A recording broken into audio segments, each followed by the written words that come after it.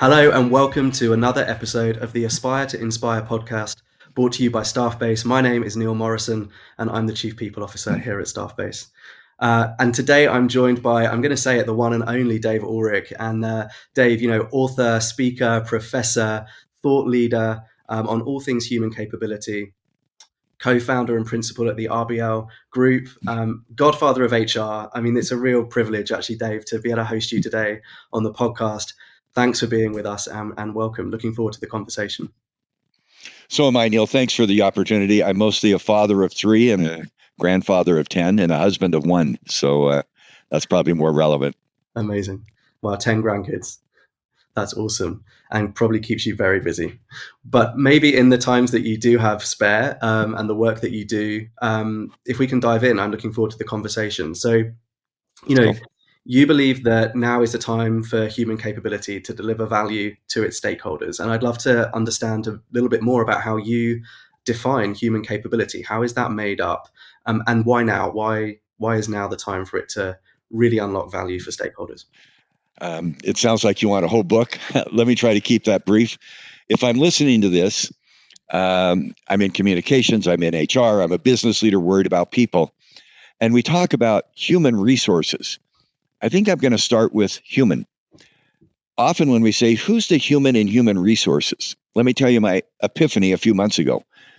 The human are the employees. So in every company, we have a set of employees that we serve. We try to build those employees. We try to make sure that those employees have skills and knowledge because they're human. But here's the epiphany. Executives are human. Boards are human inside the company. Customers are human. Investors are human. And citizens in the communities where we live and work are human. So for me, the logic of human resources is to serve all of the humans who interact with our company. That clearly includes our employees. We communicate with them, but we also communicate with the executive team to help them do strategy, the board to help them shape the direction of the business, the customers to help them get their needs met, the investors to get their needs met, and the citizens. And so for me, human resources begins with all of the humans who are stakeholders to a company. I'll stop with that. That's an interesting way to redefine human resources. Human resources is not about HR. It's about serving the humans who are engaged with the company, both inside the company, executives, boards, employees, and outside the company. And so Staffbase that does communication, are we communicating not only inside to those humans, but to the customers, to the investors, to the citizens, suppliers, government agencies? That's the place where I see human resources moving. And now is the time. All of those stakeholders need what organizations offer. It's really interesting and also quite complex when you think of it like that. Whilst it makes a ton of sense, that complex sort of landscape of stakeholders will often need different things, and so therein, I guess, lies the paradox. And I know that the RBL data has shown, there's a paradox to navigate often. How do you see great organizations really achieve the ability to serve the interests of whatever combination of stakeholders? All of those stakeholders, yeah.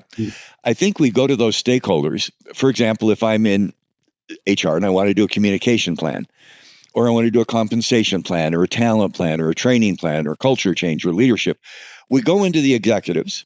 And I love thinking of them as human beings because our job is to engage them. It's why I like talking about the human part of stakeholders, because they're people. And so I go to them, and traditionally what we do is we start by saying, here's the communication plan I'm going to propose. Here's the compensation plan, our philosophy. Here's our training program. Here's our workforce plan. I think that's not where you start. I think when we in communication or in HR broadly go to some humans who interact with a firm, that could be an executive team, a board, we start with what they're interested in. An executive team is often interested in a strategy. So I start by saying, our strategy is to invest in AI so that we can reinvent the marketplace and create products faster than others. You go to a customer.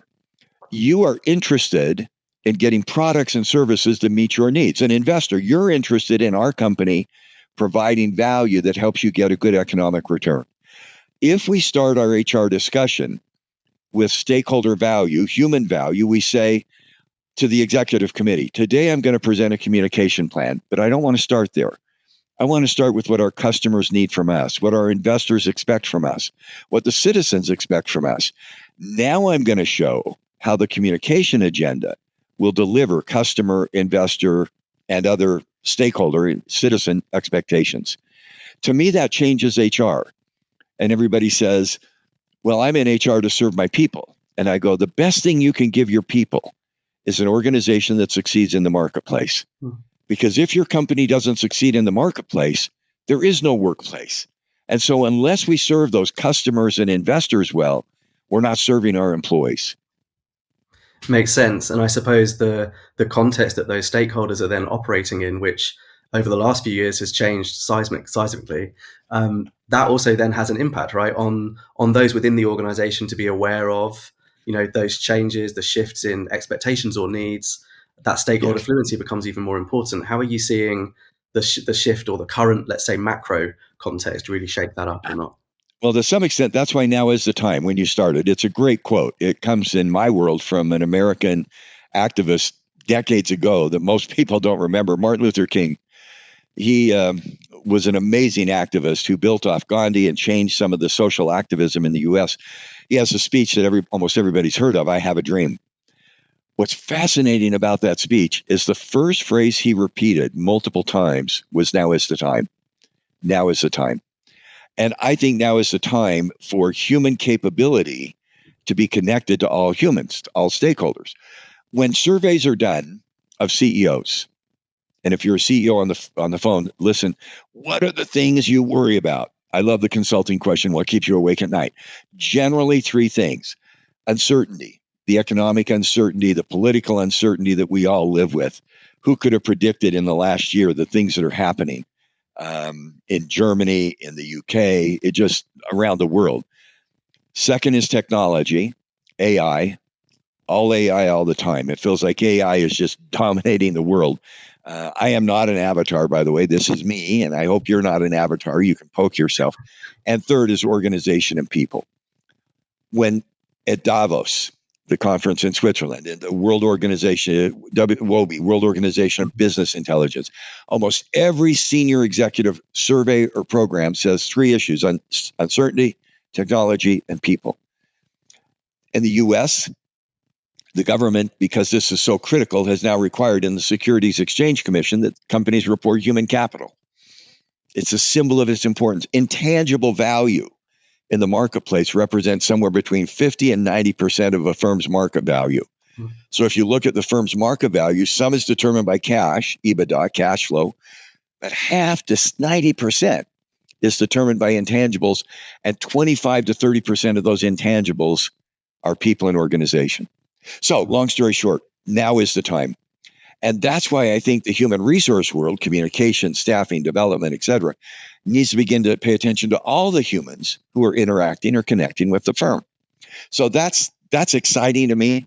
As you said, it's complicated. It's an ecosystem. It's not just saying, how do I make my employee feel good today? Bring a pet to work. That's not enough. I don't disagree with that. We want employees engaged, committed, et cetera. We may talk about that. But we also want to make sure that our customers, our investors, our outside citizens, whatever country I work, feel connected to the firm in a very intimate and connected way. Yeah, thank you. And in that sense, really the phrase that's been coined over time, I think by RBL, is sort of this HR from the outside in, or value from the outside in. And That's it. yeah. I love that metaphor. Neil, I don't know if you're in a relationship with someone. You're nodding and you're blushing, so that must be yes. When you give your partner, the relationship, your spouse, your partner, a gift, who defines the gift? You, the giver, or she, if you're a traditional relationship, she, the receiver? Well, it's a non-traditional one, so it's a he, and very much he. Super.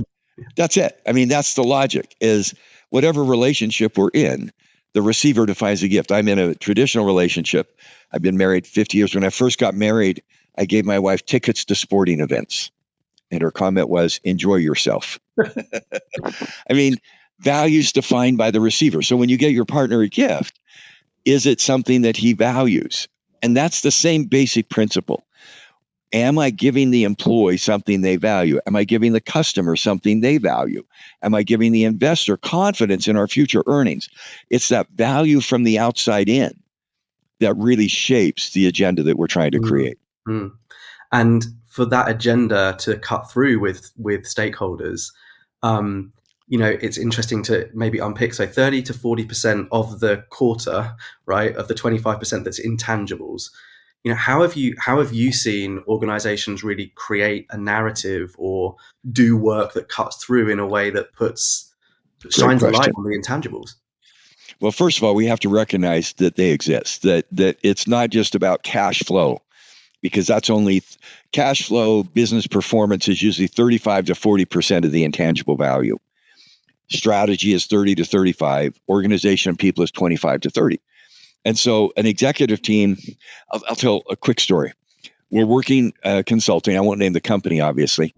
Their market value is 10 billion. Happens to be dollars, could be pounds, marks, whatever it is. I guess it would not be marks. I've just stated myself, euros. They're trading at 20% below the industry average on price earnings.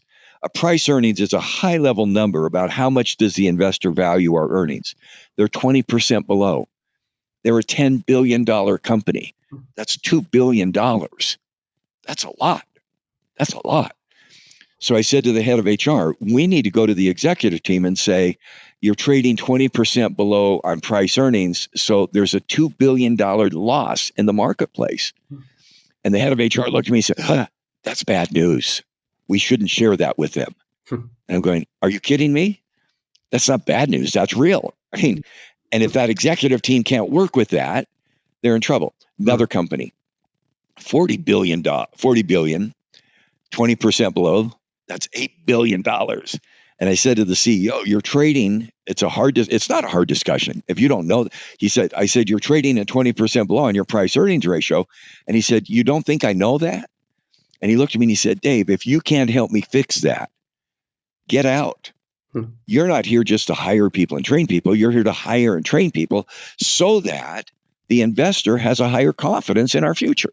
So when you do a training program, will the training program increase investor confidence in our future success?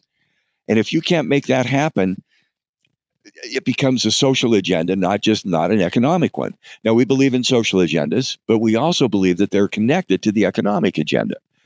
That's the line of sight. I can tell, I can tell a lot of stories about that, but that's the agenda that I think is HR the future. HR is not about HR. HR or communications is not about sharing information. It's about building success in a marketplace. Because if we don't succeed in the marketplace, there is no workplace. I'll tell one other quick story. I was working at one of the 4 big technology companies, and we all know who they are. It doesn't matter. And I was intimidated. I don't know, Neil, have you ever been intimidated when you go to a meeting and have to speak? Often. Yeah. I am all the time. I'm not with you because I've known you and you're a friend, but and here's why. There were 100 senior leaders. 70 of them had PhDs in computer science, mathematics, physics, technology. And I'm going, my undergraduate degree is in English. I read books and got a degree. My PhD is more in math, statistics. But so I thought, how do I get their attention? I started this way. What do these companies have in common? I started listing some. Digital. They were in the technology business, digital equipment. Enron, Sears, Toys R Us, Eastman Kodak. Somebody yelled out, they all went broke. And I yelled back, I consulted for every one of them. And there was about a half a second of silence. And then they said, either this guy's pretty confident or really incompetent. And I said, we took a company from 100,000 employees to 20. You have 100,000 employees. Give me a year, I'll get you to 20. And they said, what are you trying to say? I said, what we've done in the past is we built HR systems, people, organization, we'll define that more elegantly, inside. What can we do for the employees? We did not connect them to the marketplace. Kodak was an incredible company. They made film. Some may not even know what that means, but it's a 3-foot piece of plastic, 1 inch wide. And they sold it for $4 or $5. At the time, they said that's the best margin in the world outside of the mafia. I mean, this is incredible. And they missed the outside in. They missed information. They missed the iPhone. They missed technology. They missed imaging. And Kodak basically shrank to almost nothing. We failed those companies when we focused inside. We succeed. Toys R Us, 200,000 employees went out of work because they missed the Amazon distribution model. Hmm. Our job is not to do HR. It's to do HR so that we succeed in the marketplace. And we bring that outside view inside the company. Hmm. Um, I am so passionate about that because I think a lot of HR people, we're in one company, big company, one of the large companies I won't name. We said to the HR person, when you meet with investors, what do you tell them? And her comment was, what do you mean? I don't meet with investors. That's investment relations. Then why are you there? Hmm. If your comments are not helping the investors have perceived value of your future, I mean, it's great to do social work. I don't disagree.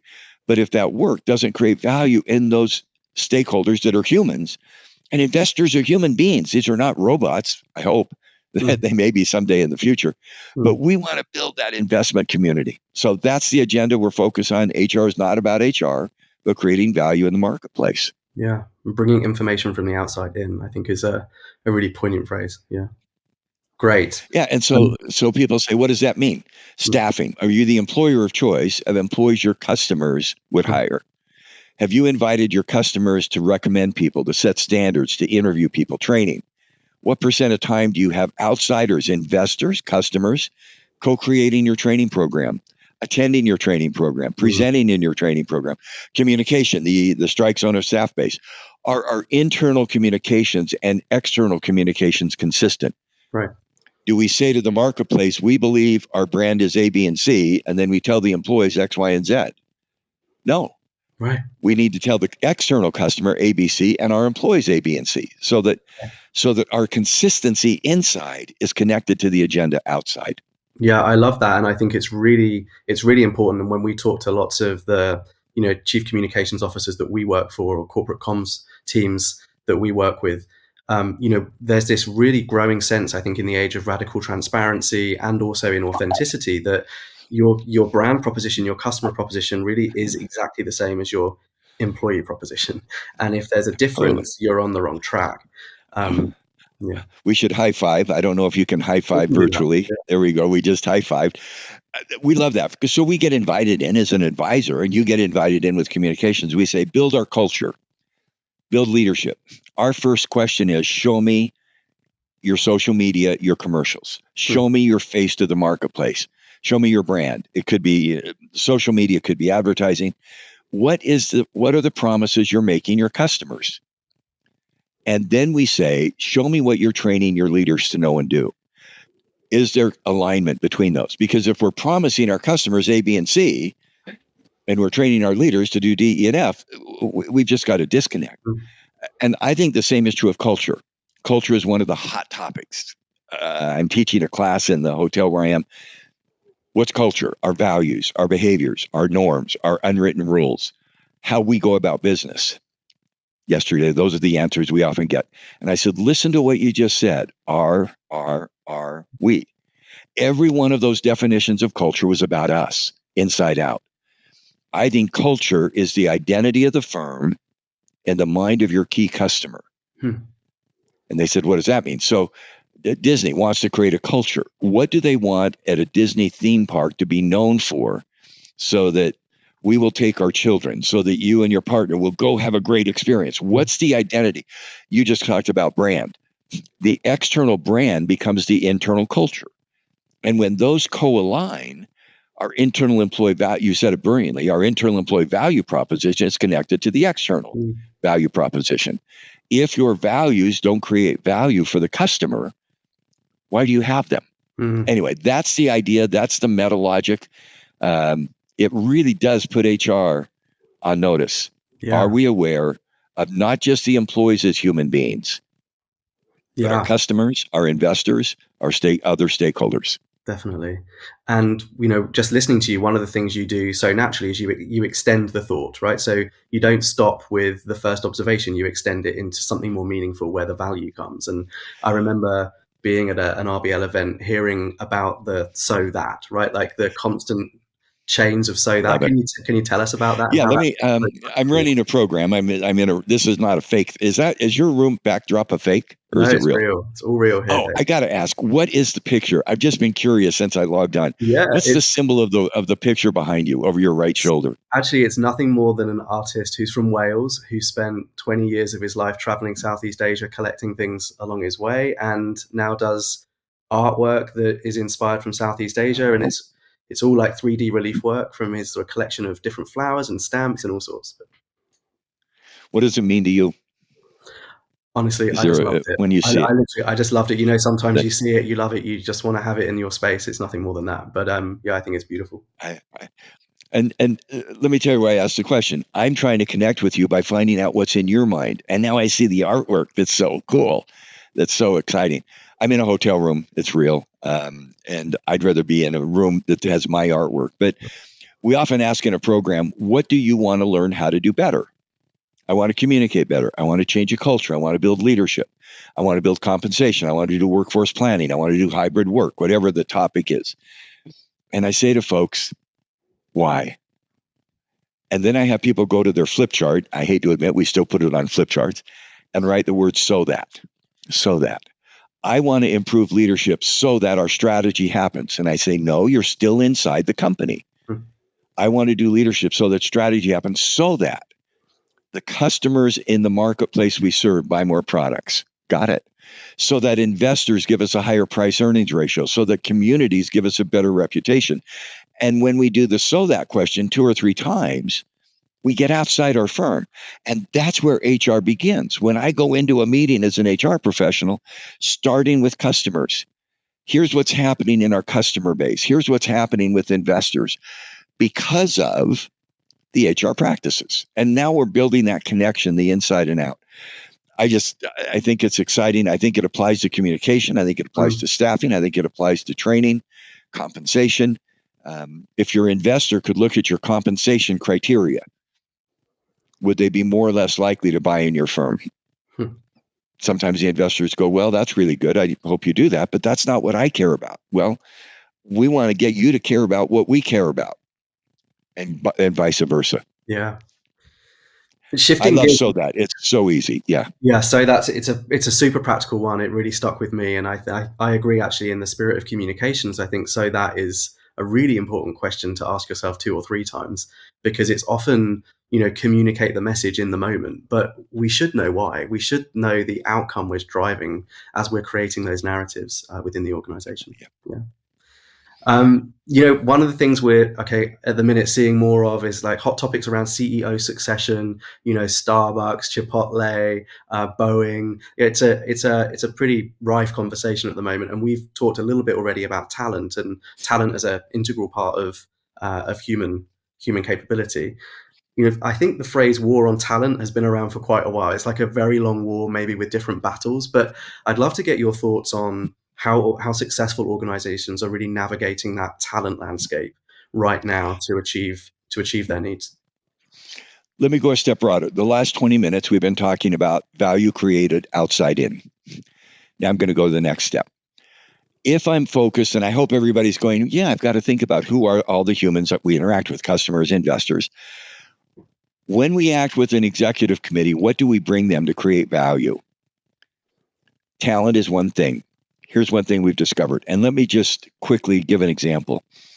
In around the world, there are HR associations in almost every country. The World Federation of Personnel Management has meetings, and they haven't had one in person for years because of COVID. They had one in Singapore in May, and 1,500 people got together for 3 days to talk about what's new in HR. There were 29 sessions. That's a lot of sessions. Mm. Each session, there were sessions on hybrid work, AI, leadership, communication, HR function. Just imagine 29 sessions over 3 days, each of which had insights and research. If you're an attendee, put in your head, I've just spent 3 days, I've got 29 sessions. I go back to my executive team and say, I'm going to add value to customers, investors, strategy, boards by doing these 29 things. I think your executive team would look at you and go, Neil, I can't do that. One of the things we've learned is that every field makes progress with a taxonomy. Now, taxonomy is not a word HR people have used. Mm. What it says is we've got to consolidate the 29 items, and you could have more, you could have less, but there's a lot of things HR could do. Every time I go online, there's a new, greatest, latest tool. A taxonomy simplifies. It's like going to a restaurant. I don't know if you have a favorite restaurant in London. There's a restaurant, I don't think they're in the UK, called Cheesecake Factory. If you're in the Right. US, go Love to, it. oh, it's great. Has 300 items on the menu. It's got a big menu. That doesn't count all the alcohol, wine, drinks. Imagine if you went in there and they weren't organized. That here's a dessert, here's a coffee, here's a main course. Anyway, just imagine your confusion. You'd walk out. So what does a restaurant do? Appetizers, soups, main courses, drinks. That's a taxonomy. Psychology has a taxonomy. Myers-Briggs, 4 types of people, the colors. Mhm. Every field has a taxonomy that simplifies complexity. The HR field does not. We get lost in all the details, 29 items. We have created a taxonomy that we've empirically tested, and here it is. We call it human capability. That's what I'm now going to define that. Mm. It's talent. I need to manage my talent better. Those are my fingers. They're people. My fist represents the organization. People come together in a team. So when I go into and meet with a business leader, I say, do we have the right people? That's the war for talent. Do we have the right team? That's the culture. That's the capability, human capability. And the combination, my hand on my fist, that's leadership. And the forearms represent HR. Okay, Neil, you and I are going to do something embarrassing that will make this more interesting. So if you could hold up your right hand with fingers, that's your talent. Your left hand with a fist. This is Staffbase. We have great people. We have a great organization. We have great leadership. And we have great HR. And now you dance. Love it. Okay. I bet you've not done that in a podcast. I make fun of myself, but we're deadly serious about that. So when I walk into an executive team or I go to a customer or an investor, do we have the right people in this organization? That's the war for talent. Are they competent? Are they committed? Are they engaged? Do we have the skill set for the employee to go forward? Are we getting the people who can serve the customer in the way that matters to them? Do we have the right culture? Do we have the right systems? Do we have the right organization? Do we have agility? Do we have innovation? Do we have efficiency? Do we use AI well? And then succession is leadership. Do we have the right leaders, not only the CEO, Mm. but do we have leadership all the way through? And then the forearms represent the HR practices. Mm. I find that little topology, and we've tested it. Organizations that have talent, organization, leadership, and HR, they tend to create more customer value, investor value, strategic execution. That's the world that I'm excited for HR. Now, you asked the question. If I take the talent piece, Mm-hmm. not the organization, but talent, do we have great people as the workforce? No question. People matter. And we think 3 things. Are they competent? Do they have the skills for today and tomorrow? We love to put new words on old topics. We call it now skill-based organization. In my day and at PepsiCo and before, they called it competencies. Mm-hmm. And Yum and KFC, do we have the competencies? Are those people committed? You can be really competent and not work very hard. Mm-hmm. And where I think we're moving in talent is competence, skills, commitment. They show up, behavioral commitment, engagement. The next one is contribution, competence, commitment, contribution. Are they flourishing? Are they finding meaning and purpose from the work that they do?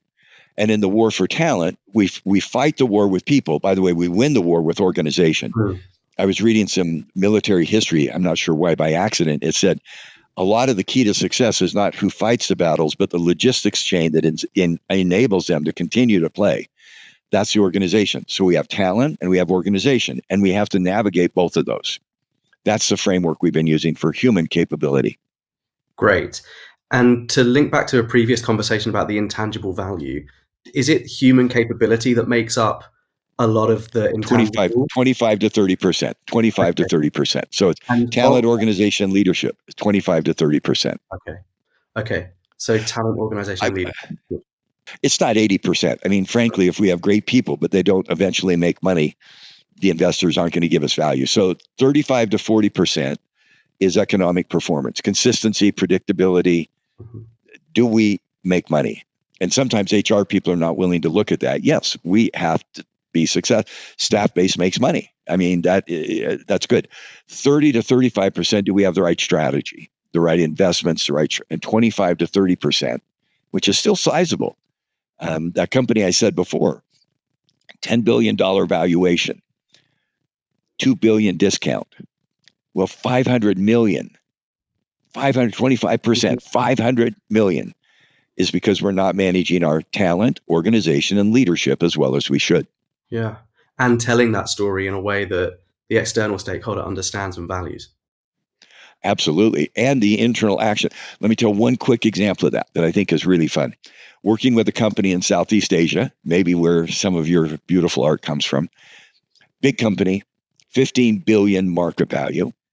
The founder is now about 80, and he knows he's got to build succession. So he creates a leadership training center. Gorgeous center, one of the best physical facilities in the world, spends 400 million. That's a lot. Yeah. Hires a head of training, PhD from Harvard, and he says to her, do a return on investment of 400 million. She calls and says, Dave, if executives we train improve their productivity 5%, we put 400 a year through, it's going to be 83 years to return 400 million. I'm stuck. It's really return on his ego. But if I tell him it's your ego, then I'm going to become a consultant. And I said, you're misunderstanding. Start with that first number, 15 billion market value. What if you got investors to give you a 4% premium on the value of the company because of what you put in the training program? 4% of 15 is 600 million. It's a 50% return. She said, wow, I've never thought of that. That the value of human capability, leadership training, that's leadership, is increasing investor confidence. 4%. She said, how do I do that? I said, I don't know, call Staffbase. No, I didn't say that. What do? You get the investors to start co-creating the training. You get them to attend. You get them to participate. What do you as an investor know? Supply side, demand side, upside, sell side. We need to help you have 4% more confidence in our leaders who go through this training. Took them a year and a half. Wow. 50% return on the 400 million. Wow. I hope people follow those numbers. If I'm in communications, I'm now communications 101 or 201. Communicate the value of what you do to somebody else. Don't communicate what you know, but how what you know helps them. And I mean, I think that's just a cool story. And it's not that simple, obviously, but that logic is just profound to me. Yeah. Definitely. Well, let's talk about leadership for a moment, if we can. And I'd love your thoughts on leadership now, because I get at a societal level, there's maybe a growing sense of dissatisfaction, disapproval. Leaders face more transparency than ever. We, I think, have maybe lowest levels of trust in leaders at organizations, religions, media, governments. And that flows through to leadership in the corporate world, no doubt, as they are viewed by their employees, let's say. And I'd love your thoughts on that context and what leadership challenges exist now for those organizations to really be battling through and winning. I'd love your thoughts. What do you think? I knew I was going to ask this because this is a conversation. You do these podcasts. You've interviewed CEOs. You've interviewed heads of HR. You've interviewed a lot of folks. If you were to say one or two leadership nuggets you've heard, and again, for those who are listening, this isn't scripted, right. I'm going to talk for another 10 seconds so Neil can pull together a thought or two. But I think leadership matters. I don't think anybody questions that. You can stipulate it. We have research that shows people do what their leaders do. So what are a couple of your thoughts? And then I'll share some of mine. Well, I can think back to a couple of recent conversations with Pano Cristo at Pret a Manger, or with Greg Creed, former CEO at Yum Brands, and there were some really powerful insights shared around authenticity and actually the human connection from the leader to the workforce. In that sense, knowing what someone believes in, stands for, that their behaviors are congruent with the values that they say are important. There was this real theme around authenticity. And that was in the backdrop of this growing sense of transparency, or the demand for transparency, or the availability even of transparency. And then the second theme that comes to mind is actually something that I was going to ask you later, which is around this creating purpose, or I think I've heard it called meaning makers, and that maybe that there is that leadership role now that's really important to reconnect people with a sense of personal or collective purpose. My answer is amen. I think that's a great answer. Thank you. Can I build on that? Please. About 12 or 15 years ago, we wanted to study leadership, and everybody does studies. My PhD to the to those who were those scientists in that technology company, my PhD is in statistics. It's in math. It's in taxonomy. That's why I love taxonomy, talent, organization, leadership. It's not in dance at all. And I decided everybody does surveys. We do a lot of research. We do surveys with thousands of people and thousands of companies. But I thought, what does it mean to be an effective leader? And so instead of doing another survey of thousands of people, I said, who are the 15 people who've done collectively 2 or 3 million leadership 360s, who've written 100 books? So what's the meta-analysis of thought leaders? So we went to 15 thought leaders, and you've interviewed some, you will interview some, Maxwell, Eichinger, Lombardo, just really brilliant folks. And we said 2 questions. Number 1, to what extent are we, by the way, we stipulate leadership matters. We could have said, does leadership matter? And their answer would have been, I spent my career on it, duh. So question 1, what percent of leadership skills are the same basic skills, no matter where? Big company, small company, public, private, global. And the answer we got back was somewhere between 60 and 80%.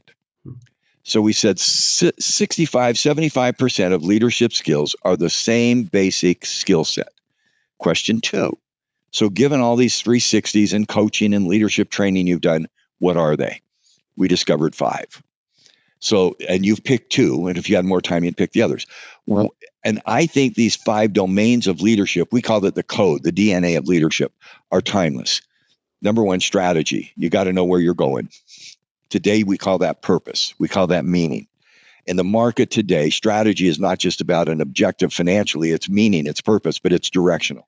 2, you got to execute. You got to get it done. You can't be a leader by just having a purpose without a plan without a dedication. So execution, build teams, make it happen, build accountability. 3rd, you got to manage your people. Competence, commitment, contribution, that talent. You got to get your people to go with you. 4th, you've got to build what we call human capability. You've got to build the organization that sustains the next generation of people. And then in the middle, so if we had north, where are we going? North Star, Steve Covey's metaphor. East, execution, the south, talent. West, human capability. Future, in the middle, personal proficiency.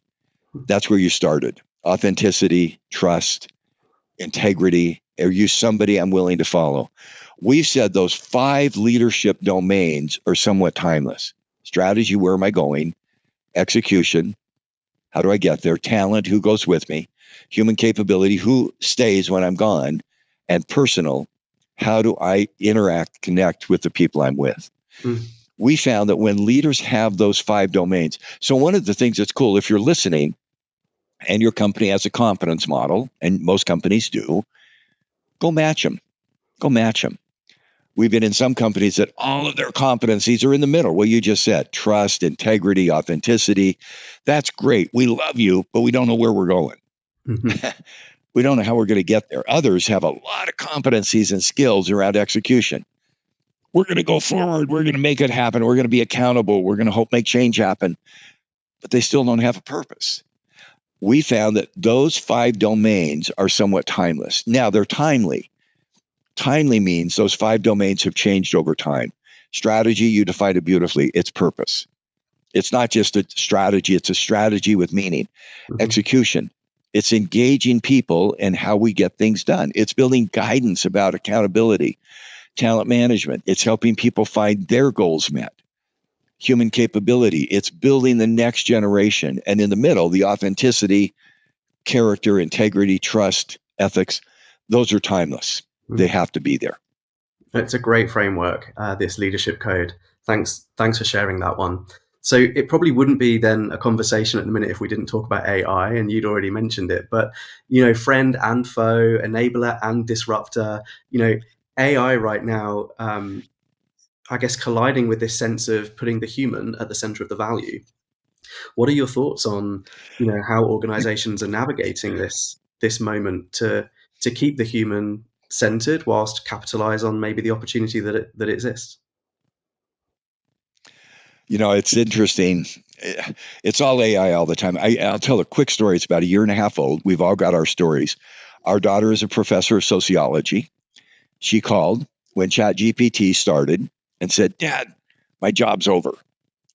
Sweetheart, how come? Nobody's going to listen to me anymore. And nobody's going to do a paper. They're going to do an AI paper. They're going to turn it in. And it's just replaced me.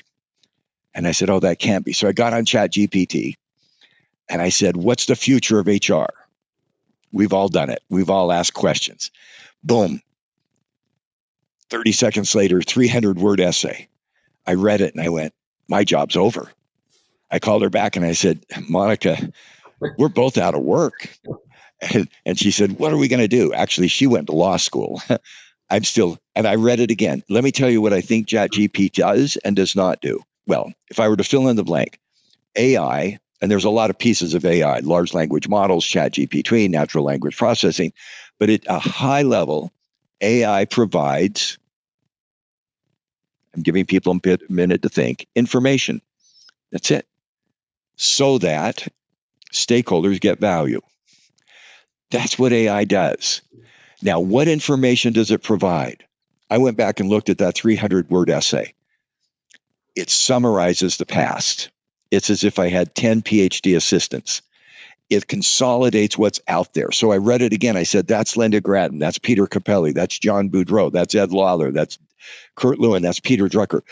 It pulls that past together in a brilliant way, but it doesn't create a future.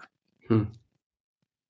And so the information I need if I'm an HR person or a communications person is the past. What are the skills of a communications person in a company today? Hit a button, AI will give me the 10 skills. Be careful. That's the past. Where does the human touch on information come in? Given the things we started with in our discussion that you described so brilliantly, Neil, the world's changing. Those skills may not be tomorrow's skills. Mm. The human touch needs to create what's next. And AI can consolidate the past. I don't think we're going to have research assistants like we had. So our daughter and other professors are saying, sociology, what are the socioeconomic trends in Belgium? Turn in 2 papers. The first paper is the AI paper. The second paper is your paper. And if your paper doesn't build on the AI paper, the human touch has not created value. I love that. What are the skills in communications in the future? Well, we can do an AI. I'm assuming Staffbase doesn't say, "We have a set of skills for communications for every company. Here it is, you go do it." No, you go into that company and say, "What's happening in your marketplace?" Right. Now, there's some basics, but now what do you need to do to move forward? Mm. That's the human touch that provides even better information. Great. This is a very pragmatic, real, and also optimistic expression, I think, of where we might be at with AI and how it can integrate with our lives, with our work. And the question that you asked AI and then got a little bit panicky about, what is the future of HR? I guess RBL Group must be, I don't know how many million data points through research on that question over time. But what are your thoughts now? What are your thoughts on where the future of HR really sits? What's coming next? We um, we see 5 things, and I'm not sure we've got it right. We've talked about some of them. One is outside in. HR is not about HR. It's creating value for stakeholders, the human beings, both inside and outside. 2, in a world of uncertainty, focus on certainty. If we don't know the future in a company, we try to build scenario after scenario, and it's an ad nauseum scenario. I love to focus on what are we certain about. So I talked to somebody who has a child. I did this yesterday in class. She has a 16-year-old daughter. Where's she going to go to school? I don't know. What's she going to study? I don't know. Who's she going to have a relationship with? I don't know. Where's she going to live? I don't know. And so I said, "Do you know anything about your daughter?" And she, "I don't know." And then I stopped and I said, "Do you love her?" And you could just feel the room stop. Oh. without a doubt. That's what you're certain about. In a world of uncertainty, focus on the certainty at a personal level. Your organization, communicate what you're certain about. Those core values that you will not change. Amazon's commitment to customer, Google's commitment to information. Focus on that. Number 3, personalize. I think we're seeing an incredible, what does this mean for me? And it's not just a narcissistic generation. How will this work help you? Often when we teach, we love to share what we know. And I keep going, don't share what you know. How will what you know help someone in the room have a better experience? Number 4, navigate paradox. Navigate paradox. So you personalize and you standardize at the same time. Yeah. And you mentioned paradox. We found this so critical. I like simple takeaways if you haven't noticed. We've all seen charts that say from to, from day to day to long term, from strategic, from operational to strategic, from individual to organization, from social to economic. My comment is next time you see a from to chart, make it an and also. Great. Make it and also. We need to be operational and strategic. We need to be short term and long term. We need to focus on the individual and the team. And I think changing that mindset, that's paradox. And the final one is analytics and AI. We need good information, and we need analytics in our field in HR to provide us guidance. We've been building some guidance systems that I think are fascinating, that give you guidance about where should I invest to get the impact I care about. So outside in, what's the value we're creating for others? Certainty in a world of uncertainty. What am I certain about? What will I keep doing no matter what? Personalization. How do I care for the one by one? Paradox.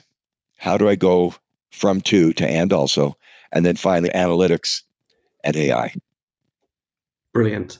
Some Brilliant. big themes. Big things. Lots to keep us busy, that's for sure. But thank you so much for sharing those. And I know you have, a weekly newsletter that you share this and many other thoughts. And, as a reader of those, I can highly encourage people to get on board with that and subscribe. I've written a lot of books. I've written 30 books. I've written a lot of books. What I find is, and this is a world of change, it takes a year to write a book, a year to produce a book. And if it's not around corporate, it's out of date. So I started LinkedIn as a troglodyte. I now have a lot of followers. I have a weekly newsletter. And the goal is not to get a like. Likes don't count very much. The goal is to get a conversation. And that could be with somebody in Sri Lanka. It could be with somebody in the North Pole. It could be with somebody in Stuttgart. It could be with somebody in a small city in Africa. I love the access of LinkedIn to sharing ideas. So I post on LinkedIn. I'm posting right now at this moment. And again, this is being taped every week, every Tuesday. I post and hope people will engage with the ideas. I've said to people, my ideas are my best friends. My wife didn't think that was probably the right answer. She's my best friend, but I love the ideas that we engage. This is a field of great ideas. And Neil, your questions, your preparation, the work you're doing, you've done at Yum and at KFC and Staffbase and elsewhere, brilliant, because you're creating ideas that have an impact.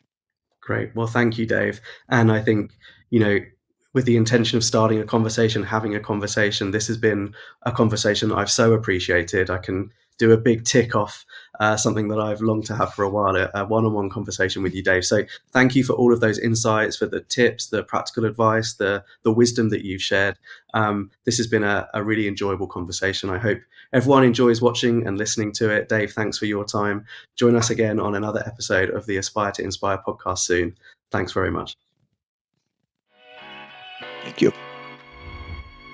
Hey, if you're getting value from today's conversation, make sure you subscribe right now so you don't miss any future episodes of the Aspire to Inspire podcast.